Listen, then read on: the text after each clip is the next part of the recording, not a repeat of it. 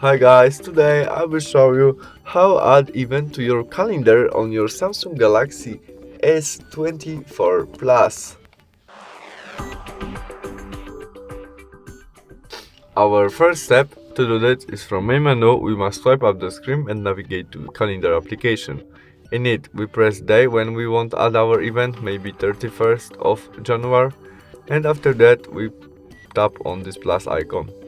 Now we must add title of our event, what you want, and we can add emoji to that, maybe something like that, and we can custom color which we see in our calendar, maybe on green.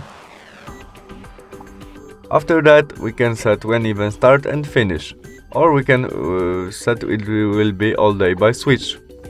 Now we can add location of event, maybe Warsaw, and we can add event to member of our maybe family or something email of our guests. There we can set alert when we get alert about our event, maybe day before event at 5 o'clock. There we can set repost, maybe every day, or what you want, or don't repost. Notes to our event, we can add video conference, attachment, we can invite some people, and that's all. To save it in our calendar, we must press save. And we have it right there.